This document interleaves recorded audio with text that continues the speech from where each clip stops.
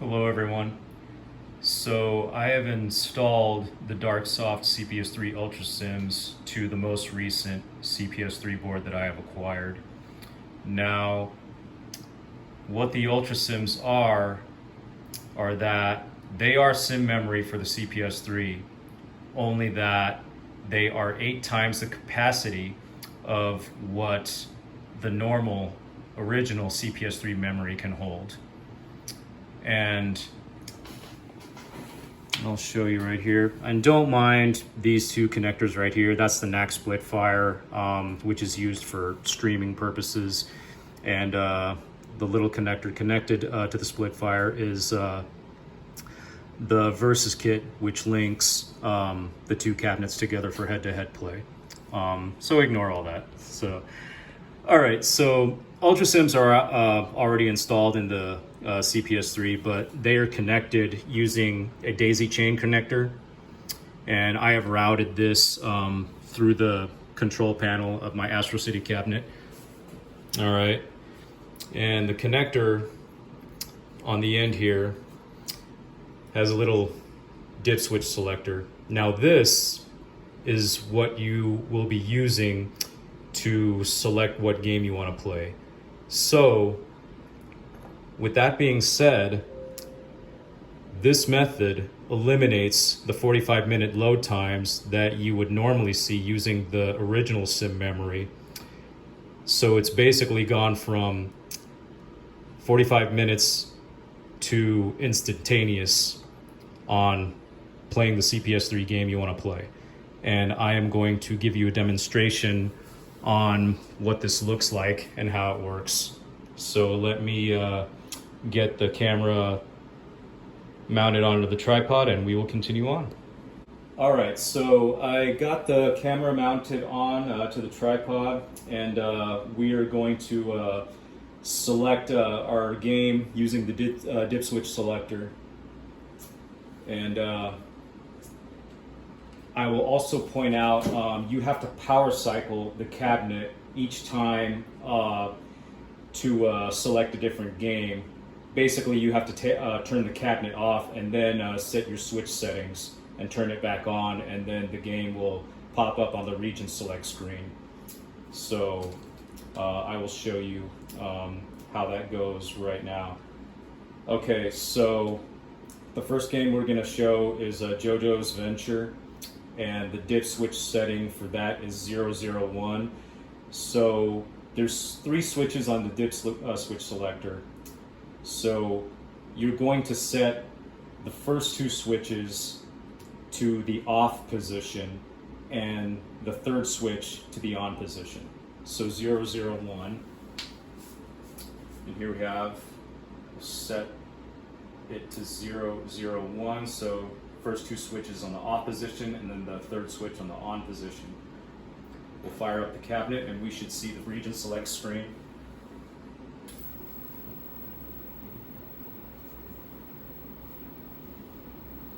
And there we have it. We'll just do Japan. There we are, Jojo's Bizarre Adventure.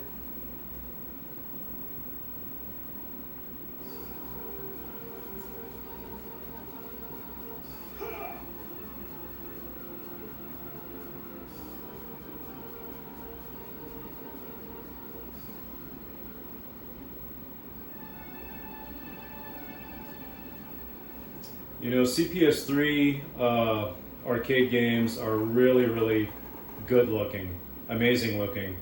And it's just a shame that this hardware didn't last longer. But it is a very complex hardware to deal with, honestly, because there's like hardly any documentation on it at all. So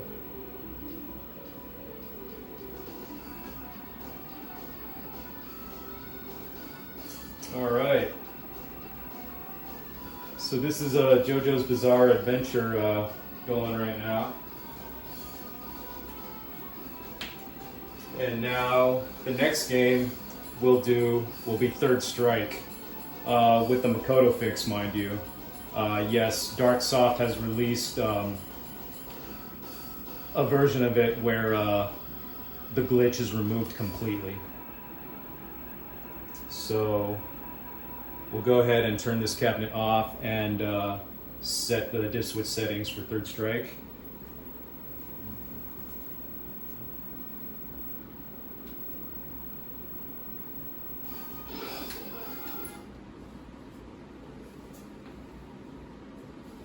All right.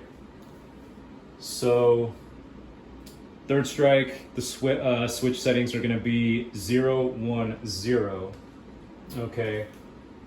Meaning you're going to have the first switch in the off position, second switch in the on position, and then the third switch in the off position. So basically down, up, down. All right. There we go. And when we fire it up, we should see the region select screen pop back up.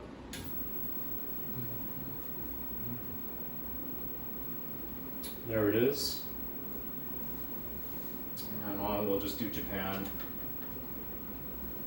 There we are, Street Fighter 3 Third Strike.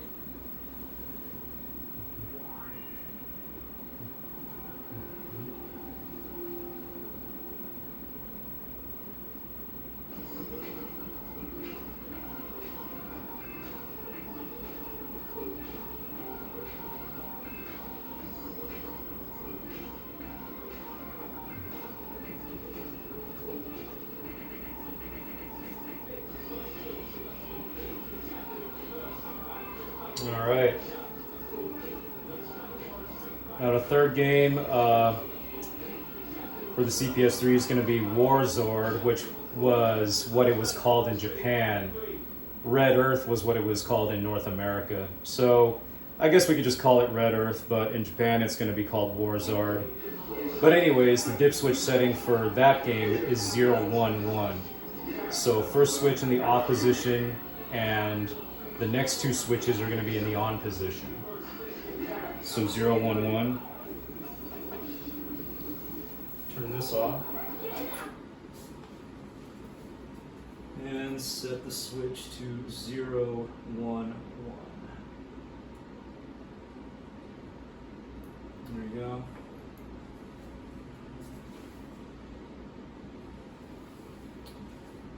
Turn the cabinet back on.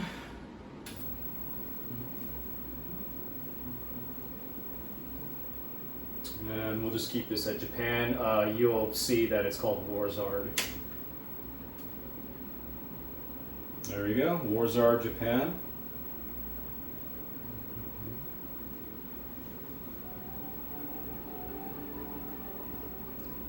And I'll let this intro run a little bit just so you can see what this game looks like. Although it wasn't very popular, it was the first CPS3 game released for this hardware, and it never made it to consoles. But I want you to take a look at the animations and the sprites of this game. It is just beautiful. So I'll let the intro run through to where there's an intro battle. Hey, there's Tessa. That's where she came from.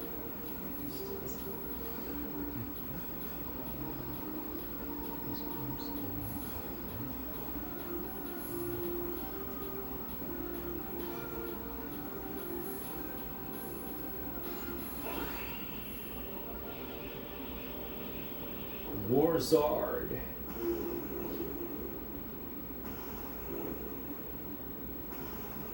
That's pretty badass. Dude, look at this. I mean, that almost looks Guilty Gear-ish, if you ask me. Just the animations.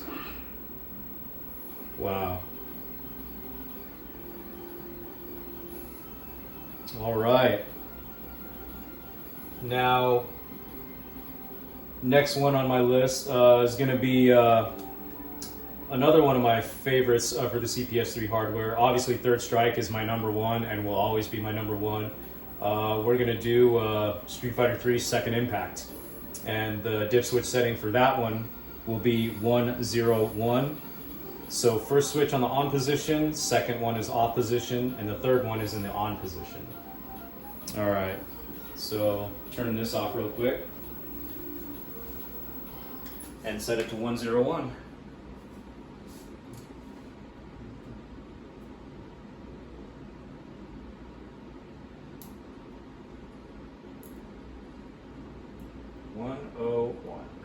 Go.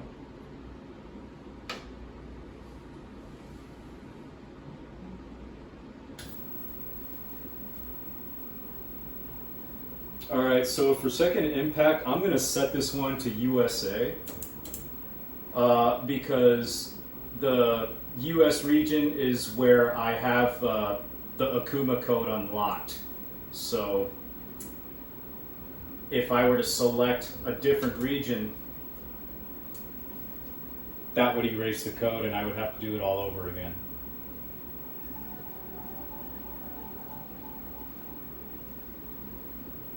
You'll see him in the character select screen when the intro runs. And recycle it, don't trash it.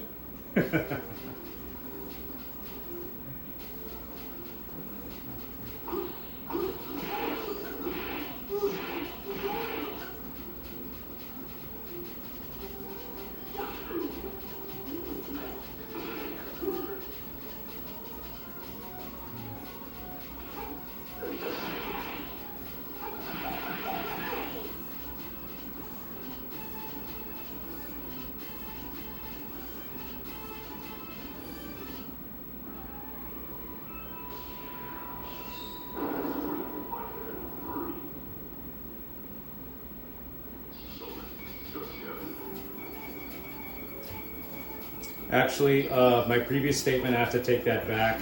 I guess you have to keep it on the game selected in order for the Akuma code to still be in effect. So if you switch to a different game, it'll erase it. So my bad on that. But he is definitely one of the more broken characters in this game. Especially that dive kick, because it's safe on block and parry. It's crazy. Not to mention it's really, really fast.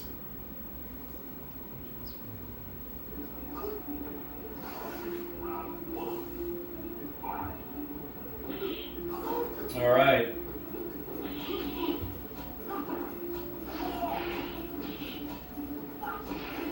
So the next one is going to be Jojo's Venture. So the code for the Dipswitch setting for that one is 110. So first two switches on the on position and the third switch on the off position.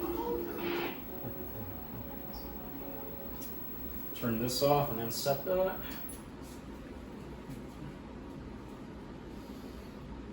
Set it to 110.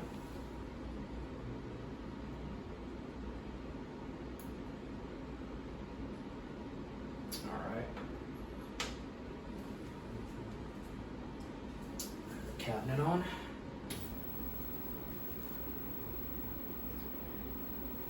And of course we'll just do Japan.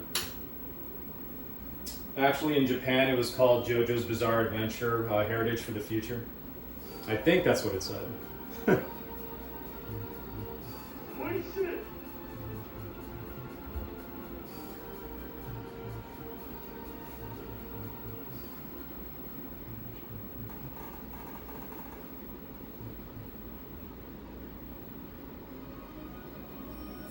Yeah, because in North America, I believe one was Jojo's Venture and the other one was Jojo's Bizarre Adventure.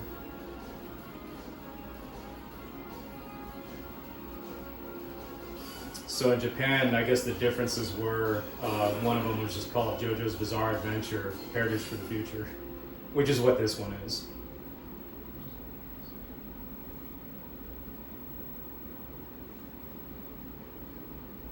And, you know, I never really figured out how to play this game.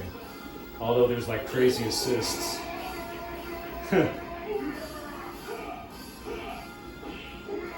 Great looking game though, as the rest of the CPS3's titles. Alright, so the last game for the CPS3, there were 6 titles altogether for CPS3. So last but not least, we're going to show you Street Fighter 3 New Generation. And the Dipswitch setting for that is all one straight across. So they're all in the on position. Turn this off. And set the Dipswitch setting for 1, 1, 1. All on.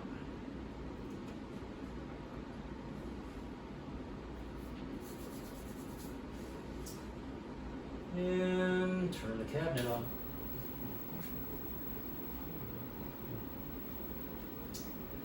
And we'll just do Japan. Street Fighter 3.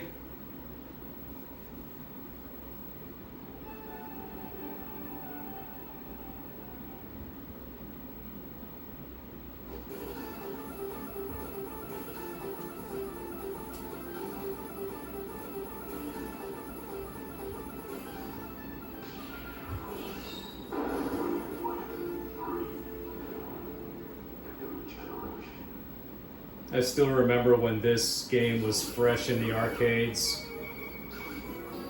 Me and my brother would always be playing it. I don't know, I actually did like this game, but so many others just couldn't get into it.